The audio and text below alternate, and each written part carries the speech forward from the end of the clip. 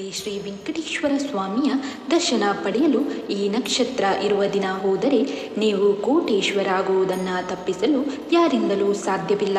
ಭಗವಂತನ ಪರಿಪೂರ್ಣ ಅನುಗ್ರಹ ಸಿಗಲು, ನೀವು ಅಂದುಕೊಂಡ ಕೆಲಸಗಳು ಆಗಲು, ಜೀವನದಲ್ಲಿ ಶ್ರೀಮಂತಿಕೆಯನ್ನು ಕಾಣಲು ಯಾವ ನಕ್ಷತ್ರದ ದಿನ ತಿರುಪತಿ ಕ್ಷೇತ್ರಕ್ಕೆ ಹೋಗಬೇಕು, ಇದರಿಂದ ಸಿಗುವಂತಹ ಅದ್ಭುತ ಫಲಗಳೇನು ಅಂತ ಇವತ್ತಿನ ಈ ವಿಡಿಯೋದಲ್ಲಿ ಸಂಪೂರ್ಣವಾಗಿ ತಿಳಿಸಿಕೊಡ್ತೀವಿ. ಬನ್ನಿ.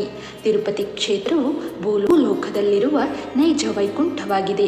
ಇಲ್ಲಿ ಕಲಿಯುಗ ಪ್ರತ್ಯಕ್ಷ ದೈವ ಶ್ರೀ ವೆಂಕಟೇಶ್ವರ ಸ್ವಾಮಿಯು ನೆಲೆ ನಿಂತಿದ್ದಾನೆ. ತಿರುಪತಿಗೆ ಹೋಗಿ ಬಂದ ಮೇಲೆ ಎಷ್ಟೋ ಜೀವನ ಸುಧಾರಿಸಿದೆ ಎಂದು ಪ್ರತಿಯೊಬ್ಬರ ಬಾಯಲ್ಲೂ ಕೇಳುತ್ತಿರುತ್ತೀರಿ. ಕೆಲವರಿಗೆ ದರ್ಶನದ ಫಲದಿಂದ ಕಷ್ಟಗಳು ಕಳೆದರೆ, ಇನ್ನು ಕೆಲವರಿಗೆ ಎಷ್ಟೇ ಸಲ ತಿರುಪತಿಗೆ ಕ್ಷೇತ್ರಕ್ಕೆ ಹೋಗಿ ಬಂದರೂ ಎಷ್ಟೇ ಕಷ್ಟಗಳು ತೀರುವುದಿಲ್ಲ. ಇದಕ್ಕೆ ಕರ್ಮಫಲಗಳು ಕೂಡ ಕಾರಣವಾಗುತ್ತೆ. ಈ ವಿಶೇಷ ನಕ್ಷತ್ರಗಳ ದಿನ ತಿರುಪತಿ ಕ್ಷೇತ್ರಕ್ಕೆ ಕಾಲಿಟ್ಟರೆ ಜನ್ಮ ಜನ್ಮಗಳ ಪಾಪ ಕರ್ಮಗಳು ಕಳೆಯುತ್ತವೆ. ಈ ರಹಸ್ಯ ಎಷ್ಟೋ ಜನರಿಗೆ ಗೊತ್ತಿಲ್ಲ. ನೀವೇನಾದರೂ ರೋಹಿಣಿ ನಕ್ಷತ್ರದಲ್ಲಿ ಜನಿಸಿದ್ದರೆ ರೋಹಿಣಿ ನಕ್ಷತ್ರ ಕ್ಯಾಲೆಂಡರ್ನಲ್ಲಿ ಯಾವಾಗ ಬರುತ್ತೆ ಅಂತ ನೋಡಿಕೊಂಡು ಆ ದಿನವೇ ತಿರುಪತಿ ತಿಮ್ಮಪ್ಪನ ದರ್ಶನವನ್ನು ಮಾಡಬೇಕು. ತಿಮ್ಮಪ್ಪನ ದರ್ಶನಕ್ಕೆ ಹೋಗಬೇಕೆಂದರೆ ಒಂದೆರಡು ದಿನ ಮುಂಚೆಯೇ ಮನೆಯಿಂದ ಹೊರಟಿರಬೇಕು. ನೀವು ಜನಿಸಿದ ದಿನ ಯಾವ ನಕ್ಷತ್ರ ಇರುತ್ತದೆಯೋ, ಅಂದರೆ ನಿಮ್ಮ ಜನ್ಮ ನಕ್ಷತ್ರ ಇರುವಂತಹ ದಿನ ಕಲಿಯುಗ ವರದ ಶ್ರೀ ವೆಂಕಟೇಶ್ವರ ಸ್ವಾಮಿಯ ದರ್ಶನವನ್ನು ಪಡೆಯಬೇಕು. ನಿಮ್ಮ ಜನ್ಮ ನಕ್ಷತ್ರದ ದಿನ ಸ್ವಾಮಿಯ ದರ್ಶನವನ್ನು ಪಡೆದರೆ ಮಾತ್ರ ನಿಮಗೆ ಜನ್ಮ ಸೌಭಾಗ್ಯ ಪ್ರಾಪ್ತಿಯಾಗುತ್ತೆ. ಎಷ್ಟೋ ಜನರಿಗೆ ತಮ್ಮ ಜನ್ಮ ನಕ್ಷತ್ರ ಯಾವುದು ಅಂತ ಗೊತ್ತಿರುವುದಿಲ್ಲ. ಹುಟ್ಟಿದಾಗ ಜಾತಕವನ್ನು ಕೂಡ ಬರೆಸಿರುವುದಿಲ್ಲ. ಅಂಥವರು ಏನು ಮಾಡಬೇಕು? ನಿಮ್ಮ ಕೋರಿಕೆಗೆ ತಕ್ಕಂತೆ ಈ ನಕ್ಷತ್ರಗಳ ದಿನ ತಿರುಪತಿ ತಿಮ್ಮಪ್ಪನ ದರ್ಶನವನ್ನು ಪಡೆಯಬೇಕು. ಹೇಗೆಂದರೆ, ನೀವೇನಾದರೂ ನೀವು ಮಾಡುವಂತಹ ಬಿಸ್ನೆಸ್ನಲ್ಲಿ ಹೆಚ್ಚಿನ ಲಾಭವನ್ನು ಗಳಿಸಬೇಕು. ಮಾಡುತ್ತಿರುವ ವ್ಯಾಪಾರವು ಏಳಿಗೆ ಕಾಣಬೇಕು. ನಿಂತು ಹೋದ ಆದಾಯ ಮತ್ತೆ ಬೆಳಿಬೇಕು ಎನ್ನುವ ಕೋರಿಕೆ ಇದ್ದರೆ ಕ್ಯಾಲೆಂಡರ್ನಲ್ಲಿ ಶ್ರವಣ ನಕ್ಷತ್ರ ಯಾವತ್ತು ಬರುತ್ತೆ ಅಂತ ನೋಡಿಕೊಂಡು ಆ ದಿನವೇ ತಿರುಪತಿ ತಿಮ್ಮಪ್ಪನ ದರ್ಶನವನ್ನು ಪಡೆದುಕೊಳ್ಳಬೇಕು. ಇದರಿಂದ ಎಷ್ಟೇ ಕಷ್ಟಕರವಾದ ನಿಮ್ಮ ವ್ಯಾಪಾರದಲ್ಲಿ ದರ್ಶನದ ಮರುದಿನದಿಂದಲೇ ಏಳಿಗೆ ಶುರುವಾಗುತ್ತೆ. ಯಾವುದಾದರೂ ಹೊಸ ವ್ಯಾಪಾರ ಆರಂಭಿಸುವ ಮುನ್ನವೂ ಶ್ರವಣ ನಕ್ಷತ್ರ ಇರುವಂತಹ ದಿನ ತಿರುಪತಿ ತಿಮ್ಮಪ್ಪನ ದರ್ಶನವನ್ನು ಪಡೆದು ಬರಬೇಕು. ಇನ್ನು ಪದೇ ಪದೇ ಪೆಟ್ಟಾಗುವುದು, ಅಪಘಾತಗಳು ಆಗುವುದು, ಅನಾರೋಗ್ಯದ ಸಮಸ್ಯೆಗಳು ಬರುವುದು, ಯಾವಾಗಲೂ ಆಸ್ಪತ್ರೆ ಸುತ್ತುವುದು, ಈ ರೀತಿ ಸಮಸ್ಯೆ ಇದ್ದವರು ಭರಣಿ ನಕ್ಷತ್ರ ಇರುವಂತಹ ದಿನ ಶ್ರೀ ವೆಂಕಟೇಶ್ವರ ಸ್ವಾಮಿಯ ದರ್ಶನವನ್ನು ಪಡೆಯಬೇಕು. ಇದರಿಂದ ಅಪಘಾತಗಳು ಆಗುವುದಿಲ್ಲ. ದೀರ್ಘಕಾಲ ಅನಾರೋಗ್ಯದ ಸಮಸ್ಯೆಗಳು ಕೂಡ ದೂರವಾಗುತ್ತವೆ. ರೈತರಿಗೆ ಬೆಳೆಯುವಂತಹ ಬೆಳೆ ಕಷ್ಟ ಉಂಟು ಮಾಡುತ್ತಿದ್ದರೆ, ನೀರಿನ ಸಮಸ್ಯೆಗಳು ಹೆಚ್ಚಾಗಿ ಸರಿಯಾಗಿ ಹಾಕಿದ ಬೆಳೆಗಳು ಬೆಳೆಯುತ್ತಿಲ್ಲವೆಂದರೆ, ಭೂಮಿಯಿಂದ ಲಾಭ ಬರಬೇಕು, ಬೆಳೆಯಿಂದ ಜೀವನ ಸಮೃದ್ಧಿಯಾಗಬೇಕು ಎಂಬ ಇಚ್ಛೆ ಇದ್ದರೆ ಉತ್ತರಾಷಾಢ ನಕ್ಷತ್ರ ಇರುವಂತಹ ದಿನ ತಿರುಪತಿ ಕ್ಷೇತ್ರಕ್ಕೆ ತೆರಳಿ ವೆಂಕಟೇಶ್ವರ ಸ್ವಾಮಿಯ ದರ್ಶನವನ್ನು ಪಡೆದುಕೊಳ್ಳಬೇಕು. ವಂಶದ ವೃದ್ಧಿಯಾಗಬೇಕು, ಸಂತಾನ ಚೆನ್ನಾಗಿರಬೇಕು, ಸಂತಾನ ಪ್ರಾಪ್ತಿಯಾಗಬೇಕು ಎಂದರೆ ರೋಹಿಣಿ ನಕ್ಷತ್ರ ಇರುವಂತಹ ದಿನ ಶ್ರೀ ವೆಂಕಟೇಶ್ವರ ಸ್ವಾಮಿಯ ದರ್ಶನವನ್ನು ಪಡೆಯಬೇಕು. ಇದರಿಂದ ಸಂತಾನದ ಅಪೇಕ್ಷೆ ಇರುವಂತಹ ಪುರುಷರಾಗಿರಲಿ ಸ್ತ್ರೀಯರಾಗಿರಲಿ ಅತಿ ಶೀಘ್ರವಾಗಿ ಸಂತಾನ ಫಲ ಪ್ರಾಪ್ತಿಯಾಗತ್ತೆ. ಭೂಮಿಗೆ ಸಂಬಂಧಪಟ್ಟಂತಹ ವ್ಯವಹಾರಗಳನ್ನು ಮಾಡುವವರು, ಅಂದರೆ ರಿಯಲ್ ಎಸ್ಟೇಟ್ ಉದ್ಯಮಿಗಳು, ಭೂಮಿ ಕೊಳ್ಳುವುದು, ಮಾರುವುದು, ಮನೆ ಕಟ್ಟುವುದು, ಮಾರುವುದು, ಈ ರೀತಿ ಕೆಲಸ ಮಾಡುವವರು ಧನಿಷ್ಠ ನಕ್ಷತ್ರ ಇರುವಂತಹ ದಿನ ಶ್ರೀ ವೆಂಕಟೇಶ್ವರ ಸ್ವಾಮಿಯ ದರ್ಶನವನ್ನು ಪಡೆದು ಬರಬೇಕು.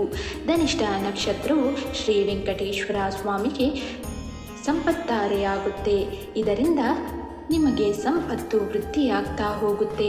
ಇನ್ನು ಗಂಡ ಹೇಳಿದ ಮಾತನ್ನು ಕೇಳಬೇಕು. ಹೆಂಡತಿ ಕೂಡ ಗಂಡ ಹೇಳಿದ ಮಾತನ್ನು ಕೇಳುವಂತಿರಬೇಕು.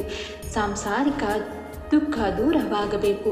ಪತಿ ಪತ್ನಿ ಇಬ್ಬರ ನಡುವೆ ಸದಾ ಪ್ರೀತಿ ತುಂಬಿರಬೇಕು. ದೂರವಾದ ಪತಿ ದೂರವಾದ ಪತ್ನಿ ಮತ್ತೆ ಹತ್ತಿರವಾಗಿರಬೇಕು. ಈ ರೀತಿಯ ಕೋರಿಕೆಗಳು ಇದ್ದರೆ ತಿರುಪತಿ ಕ್ಷೇತ್ರಕ್ಕೆ ನೀವು ರೇವತಿ ನಕ್ಷತ್ರ ಇರುವಂತಹ ದಿನ ತೆರಳಿ ವೆಂಕಟೇಶ್ವರ ಸ್ವಾಮಿಯ ದರ್ಶನ ಪಡೆಯಬೇಕು. ಇದರಿಂದ ಕೌಟುಂಬಿಕ ಸಮಸ್ಯೆಗಳು ಅತಿ ಬೇಗನೆ ಕಳೆಯುತ್ತವೆ. ಇನ್ನು ನಮ್ಮ ಮಕ್ಕಳು ಚೆನ್ನಾಗಿ ವಿದ್ಯೆಯಲ್ಲಿ ಪ್ರಗತಿ ಕಾಣಬೇಕು.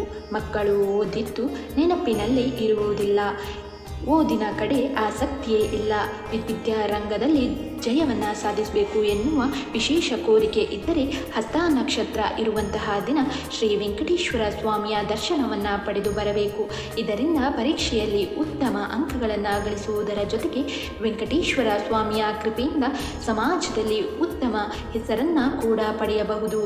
ಸರ್ಕಾರಿ ಕೆಲಸ ಸಿಗಬೇಕು.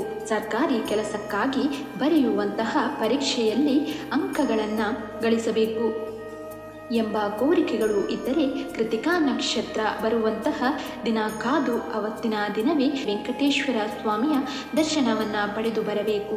ಇದರಿಂದ ಸರ್ಕಾರಿ ಕೆಲಸಗಳು ಪ್ರಾಪ್ತಿಯಾಗತ್ತೆ.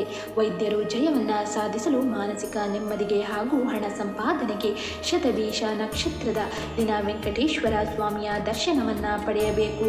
ಕಲಾವಿದರು, ಸಿನಿಮಾ ನಟರು, ಫೋಟೋಗ್ರಾಫಿ, ಫಿಲಂನಲ್ಲಿ ಇರುವವರು ಏಳಿಗೆಯನ್ನು ಬಯಸಿದರೆ ಪೂರ್ವಾಷಾಢ ನಕ್ಷತ್ರ ಹಾಗೂ ಪೂರ್ವ ಫಾಲ್ಗುಣಿ ನಕ್ಷತ್ರ ಇರುವಂತಹ ದಿನ ವೆಂಕಟೇಶ್ವರ ಸ್ವಾಮಿಯ ದರ್ಶನವನ್ನು ಪಡೆದು ಬರಬೇಕು.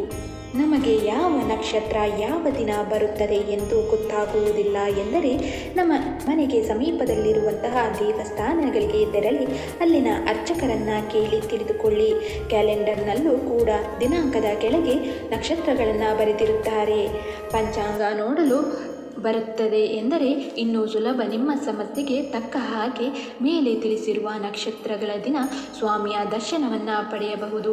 ಆದರೆ ವಿಪರೀತ ಸಾಲದ ಸಮಸ್ಯೆ, ಹಣಕಾಸಿನ ಸಮಸ್ಯೆ, ಕೈನಲ್ಲಿ 1 ರೂಪಾಯಿ ಕೂಡ ನಿಲ್ಲುವುದಿಲ್ಲ, ಸಂಪಾದನೆ ಮಾಡಿದ್ದು ನೀರಿನಂತೆ ಖರ್ಚಾಗುತ್ತೆ, ಯಾವಾಗಲೂ ಹಣದಿಂದಲೇ ನಮ್ಮ ಜೀವನ ಈ ಪರಿಸ್ಥಿತಿಗೆ ಬಂದಿದೆ ಎಂಬ ಆಲೋಚನೆಗಳು ಇದ್ದರೆ ಶ್ರವಣ ನಕ್ಷತ್ರದ ದಿನವೇ ಶ್ರೀ ವೆಂಕಟೇಶ್ವರ ಸ್ವಾಮಿಯ ದರ್ಶನವನ್ನು ಪಡೆಯಿರಿ. ಇದರಿಂದ ಲಕ್ಷ ಕೋಟಿ ಸಾಲಗಳು ಇದ್ದರೂ ಹಣದ ಅಭಿವೃದ್ಧಿಯನ್ನು ನೀವು ನಿಮ್ಮ ಕಣ್ಣಾರೆ ಕಾಣಬಹುದು. ಜೀವನದಲ್ಲಿ ನಿಮ್ಮ ಜನ್ಮ ನಕ್ಷತ್ರವನ್ನು ನಿಮ್ಮ ಕುಟುಂಬದವರನ್ನು ಹೊರತುಪಡಿಸಿ ಉಳಿದ ಯಾರಿಗೂ ತಿಳಿಸಬೇಡಿ. ಜೊತೆಗೆ ನೀವು ನಿಮ್ಮ ಜನ್ಮ ನಕ್ಷತ್ರದ ದಿನ ಹೋಗುವಾಗ ಅಥವಾ ಶ್ರವಣ ನಕ್ಷತ್ರದ ದಿನ ಇರುವಂತಹ ದಿನ ತಿರುಪತಿ ಕ್ಷೇತ್ರಕ್ಕೆ ತೆರಳುವಾಗ ಯಾರಿಗೂ ಇಂತಹ ದಿನ ನಾನು ತಿರುಪತಿ ಕ್ಷೇತ್ರಕ್ಕೆ ಹೋಗುತ್ತಿದ್ದೇನೆ ಎಂದು ಮೊದಲೇ ಹೇಳಿ ಹೋಗಬಾರದು. ಹೋಗಿ ಬಂದ ನಂತರ ತಿರುಪತಿಗೆ ಹೋಗಿ ಬಂದೆ ಅಂತ ಹೇಳಬಹುದು. ಆಗ ಮಾತ್ರ ನಿಮಗೆ ನಕ್ಷತ್ರದ ಹಾಗೂ ಸ್ವಾಮಿಯ ದರ್ಶನದ ಪರಿಪೂರ್ಣ ಫಲ ಪ್ರಾಪ್ತಿಯಾಗುತ್ತೆ.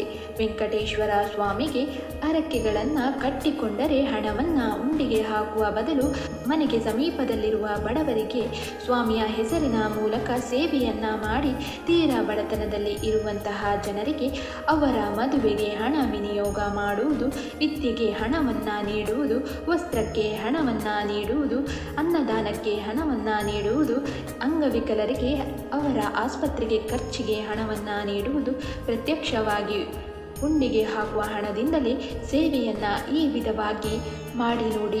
ಪುಣ್ಯವು 4 ದಿನಗಳಿಗೊಮ್ಮೆ ನಿಮ್ಮನ್ನು ಹುಡುಕಿ ಬರುತ್ತದೆ. ಇಂತಹ ವಿಶೇಷ ಮಾಹಿತಿಗಾಗಿ ನಮ್ಮ ಧನಾಕರ್ಷಣೆ ಯೂಟ್ಯೂಬ್ ಚಾನಲನ್ನು ಸಬ್ಸ್ಕ್ರೈಬ್ ಮಾಡಿಕೊಳ್ಳಿ. ಹಾಗೆ ನಿಮ್ಮ ಫ್ರೆಂಡ್ಸ್ಗೂ ಶೇರ್ ಮಾಡಿ, ನಿಮ್ಮ ಫ್ಯಾಮಿಲಿಗೂ ಶೇರ್ ಮಾಡಿ. ತುಂಬ ಜನರಿಗೆ ಇದರಿಂದ ತುಂಬಾ ಹೆಲ್ಪ್ ಆಗ್ಬೋದು. ಮತ್ತೆ ವಿಶೇಷ ವಿಡಿಯೋದೊಂದಿಗೆ ಮತ್ತೆ ನಾಳೆ ನಿಮ್ಮನ್ನು ಭೇಟಿಯಾಗ್ತೀನಿ. ನಮಸ್ಕಾರ.